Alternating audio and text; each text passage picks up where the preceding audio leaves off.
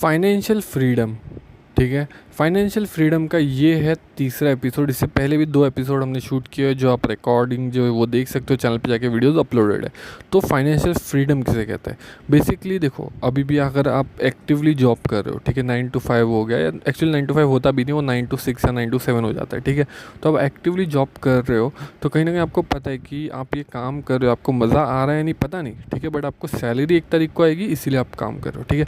बहुत कम लोग होते हैं, ठीक है, अगर मैं 100 में से बोलूँ तो 10 लोग होते हैं जो आपके, जो आप बोल सकते हो जो आपका पैशन होता है, ठीक है, उसके ऊपर काम करते हो और उससे जो पैसा आता है उससे घर चलाते हैं, ठीक है। बाकी 90 लोग तो क्या करते हैं, 9 to 5 वाली जॉब करते हैं, जो कि गलत नहीं है, ठीक है, जो कि बहुत सही है। बट हम क्या डिस्कस कर रहे हैं कि 9 to 5 जो लोग कर रहे हैं, 90 लोग, वो फाइनेंशियली फ्री कैसे हो सकते हैं, ठीक है।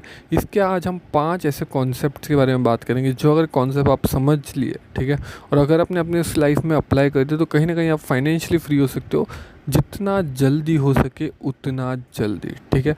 तो इम्पॉर्टेंट है, ठीक है। तो जो पहला कॉन्सेप्ट है हमारा, वो है 50-30-20 रूल ऑफ बजटिंग, ठीक है। अब ये 50-30-20 रूल ऑफ बजटिंग होता क्या है? तो 50 मतलब क्या? 50 ये आपका है नीड्स, ठीक है। नीड्स मतलब क्या? कि आपको हो सकता है पानी का बिल, लाइट बिल, या जो भी आपकी नीड्स है, ठीक है। नीड्स मतलब क्या? जो कि आपके लिए ज़रूरी है, ठीक है। वो 50% जो आपकी सैलरी आती है वो आपकी नीड्स में बजट होनी चाहिए, ठीक है। हो सकता है मेडिसिन का बिल हो या एक्सेट्रा, ठीक है, जो आपको पता है कि आपका खर्चा होने वाला है, नीड्स। जो आपका 30 है, ठीक है, ये 30 आपका होता है वांट्स। वांट्स मतलब क्या? बेसिकली आपको पता है कि आपको जूते लेने हैं, कपड़े लेने हैं, या हो सकता है आपको ट्रिप करनी है कहीं पे, तो ये वांट्स मतलब क्या कि इसके बिना आपका काम चलेगा, ठीक है। अगर आप ये नहीं करोगे तो इसके बिना आपका काम चलेगा, बट अगर आपको फिर भी चाहिए तो वो आपके है कि जिनके बिना आपका काम चल सकता है, बट फिर भी अगर आपके पास पैसा है तो आप ले लोगे, जूते हो गए या फिर जो भी आपके वांट्स होंगे, ठीक है। तो ये आपका 30% जो आपका जो पैसा है वो वहाँ लोकेट होना चाहिए, और बाकी जो 20% है, ठीक है, बाकी जो 20% बचा, ये आपका जाएगा इन्वेस्टमेंट में। इन्वेस्टमेंट में अभी किस टाइप की इन्वेस्टमेंट होगी, इसके लिए आपके लिए एक बोनस पॉइंट मैं इस वीडियो के एंड में देने वाला हूँ। बट ये जो आपका 20% है, इतना समझ लो कि आपका सेविंग में जाने वाला है। सेविंग मतलब क्या? म्यूचुअल फंड, स्टॉक्स, आपका एफडी जितनी भी चीज़ें उन सब में जाएगा, ठीक है। तो अभी हम चले जाते हैं हमारा जो सेकेंड पॉइंट है उसके ऊपर। तो हमारा जो सेकेंड पॉइंट है, ठीक है, जो कि होने वाला है आपका 4% रूल ऑफ रिटायरमेंट, ठीक है। 4% रूल ऑफ रिटायरमेंट क्या होता है, ठीक है। तो बेसिकली, ठीक है, ये चीज़ समझो, अगर आपका खर्चा है 4 रुपया, ठीक है, तो आपके पास जो कॉर्पस है वो होना चाहिए 100 रुपये के आसपास। आपके पास अगर 100 रुपये का कॉर्पस है तो उसमें से आप 4 रुपये जब विड्रॉ, 4% जब विड्रॉ करते हो, तो आपका 4 रुपये का जो खर्चा है बेसिक, वो निकल जाता है। अब उसमें आप ज़ीरो लगाते जाओगे तो आपको बेसिकली आइडिया मिल जाएगा कि आपके अकाउंट में कितने पैसे होने चाहिए, ठीक है, जिससे आपको कहीं ना कहीं आप फाइनेंशियली फ्री हो जाओ और रिटायरमेंट आप अपनी अच्छे से जियो। अब ये 4 रुपीज़ क्या है? 4 रुपीज़ जो आपका खर्चा है, वो जैसे थोड़े टाइम पहले हमने नीड्स में समझा था कि जो आपकी नीड्स है, तो आपकी नीड्स और वांट्स को आप दोनों को ऐड कर लो, तो जो भी एक अमाउंट आता है वो एक्चुअल आपके कॉर्पस का 4% होना चाहिए। जो कि अगर मतलब अब बेसिकली, अब जैसे मैंने आपको समझाया ही कि आपके पास 100 रुपये है तो उससे आप 4 रुपये ही खर्चा कर सकते हो। तो इससे ही आप समझ जाओ कि आपके पास जो कॉर्पस है ये आपको कितना होना चाहिए, जिसके बाद जो आपका ये 4% आप विड्रॉ करो तो आपकी नीड्स और वांट्स जो है कंप्लीट हो सके। अगर आपको बेसिक फिगर आपको पता चल गया है कॉर्पस कितना होना चाहिए, तो वो कमेंट सेक्शन में लिख देना, जिससे बहुत सारे लोगों को भी आइडिया मिल जाएगी कितना उनका कॉर्पस होना चाहिए, ठीक है। तो अभी हम चले जाते हैं हमारा जो तीसरा पॉइंट है, ठीक है, उसके ऊपर, जो कि है मल्टीपल सोर्स इनकम। अब ये मल्टीपल सोर्स इनकम होता क्या है?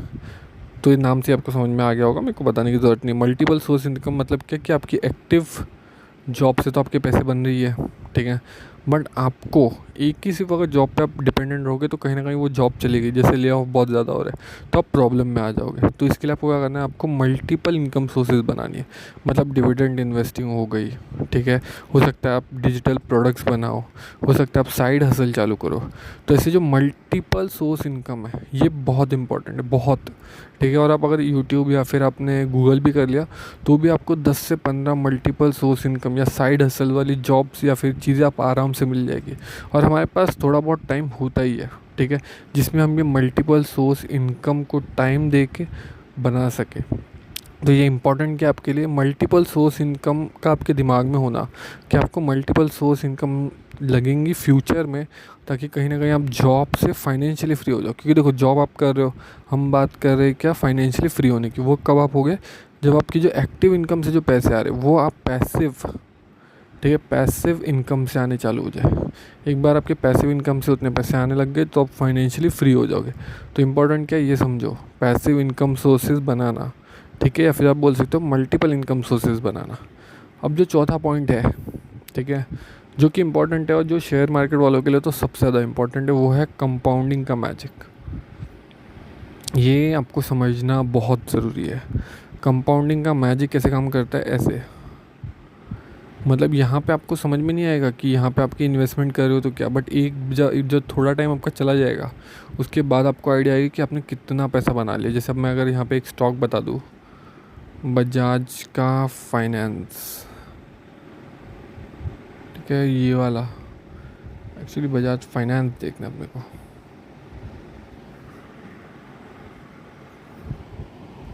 तो ये देख लो, ठीक है, ये स्टॉक देखो एक टाइम के आसपास कितने में ट्रेड कर रहा था, 10 रुपये से लेके चलो 100 रुपये के आसपास।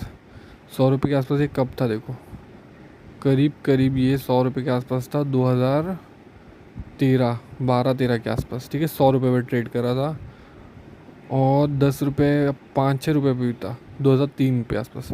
2003 से 13 मतलब करीब करीब 10 साल के आसपास ये 10 रुपये से सिर्फ 100 रुपये गया, ठीक है। और 100 रुपये से, ठीक है, आज के टाइम पे ये स्टॉक की प्राइस है 8,500 रुपये। तो 2003 के आसपास कितने पे था ये, 10 से भी कम था, बट मैं 10 रुपये ले रहा हूँ। 2013 के आसपास था ये 100 रुपये के आसपास, ठीक है। और अभी चल रहा है 2025, जब इसका प्राइस कितना चल रहा है 8,500।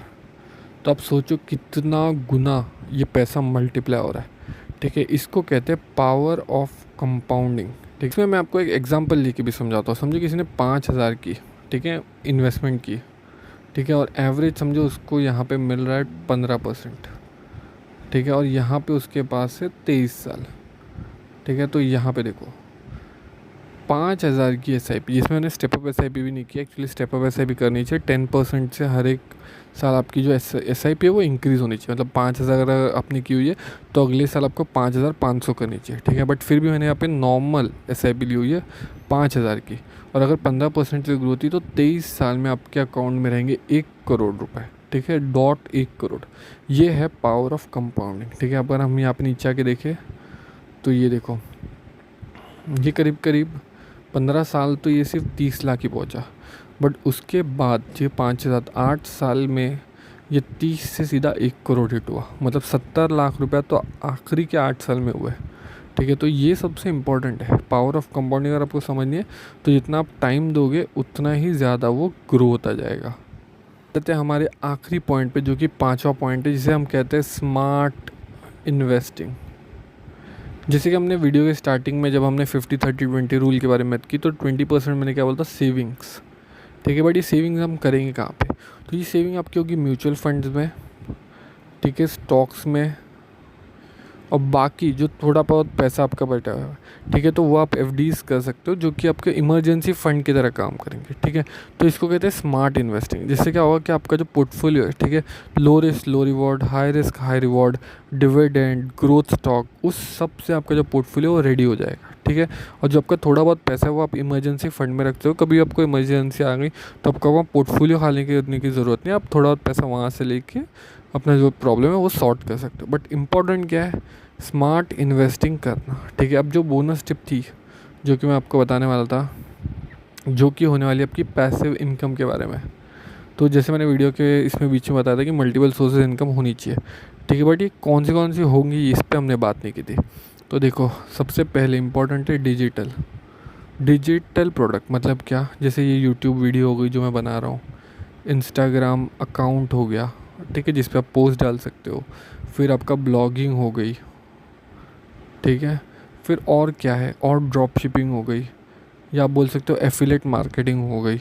तो ये सब चीज़ें ना जो इसमें आप विदाउट पैसे, ठीक है, YouTube videos, Instagram post, blogging के लिए भी आपको एक फ्री ब्लॉगर आपको वेबसाइट मिल जाती है, वहाँ पे आप डाल सकते हो। तो ये सब चीज़ आपको फ्री में मिल रही है, ठीक है, जिस पे आपको सिर्फ अपना टाइम देना है, टाइम से आप अपने यहाँ पे पैसिव इनकम सोर्सेज जनरेट कर सकते हो।